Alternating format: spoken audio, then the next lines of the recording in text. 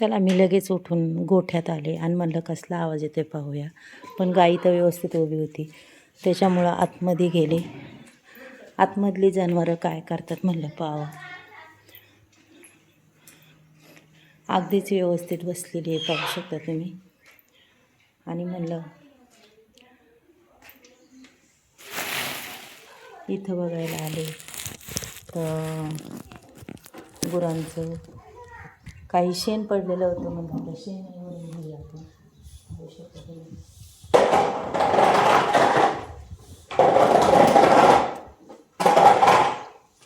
शेण ओढलं की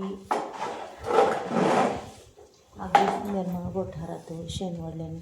मग चला आता बाहेरचं बी आपण शेण ओढूया. ती खावडी घेतली मी. म्हणलं चला आता बाहेर जाऊया आपण. आणि सगळ्या माझ्याकडे बघतात, पाहू शकता तुम्ही. अगदी वळू बघतात की त्यांना म्हटलं काय खायलाच आहे, पण नाही. मी आलेली गोठ्यात शेण वाढाय. आता शेण ओढून मी पुन्हा पुढे जाणार आहे. हे बघा, ही बी एवढीशी सापडीतून माझ्याकडं बघते बघा, तुम्हाला दिसत आहे असं. मागं वळू बघते. मग चला आपण गाईचं शेण ओढूया की कशा सरळ उभ्या राहत नाही. आता इकडं चालले की पुन्हा त्या इकडं बघणार आहे बघा, पाहू शकता तुम्ही. हे बघा समोरच.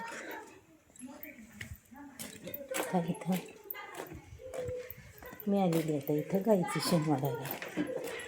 गाई खूप आगाव आहे ही, की ती लगेच अशी गायचं आवाजात करणार. आणि पाहू शकता तुम्ही.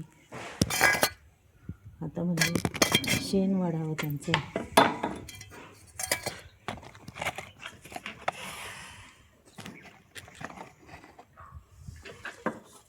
जाग्यावर थांबायचं जाग्यावर.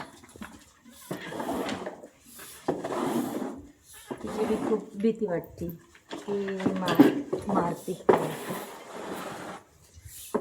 ते संपूर्ण शरीर असं ओढून घेते.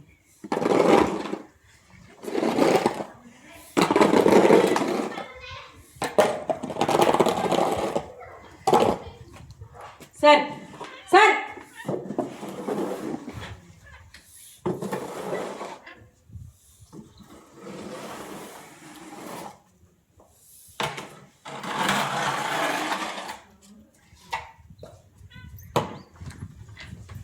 शेण ओढून झालेलं आहे साखरनंतर त्याचं. आणि तिची बी काही चोळी बघा कशी मारायला एवढी बांधलेली आहे, तरी ती शिंगे पुढे करते. हे म्हणून काय आत्ताच राहते आणि मारायला. व्हिडिओ खूप छोटा आहे मैत्रिणी. चला मग बाय. आमची गाई खूप आगाव आहे, खूपच आगाव आहे. बघती बघा कशी माझी.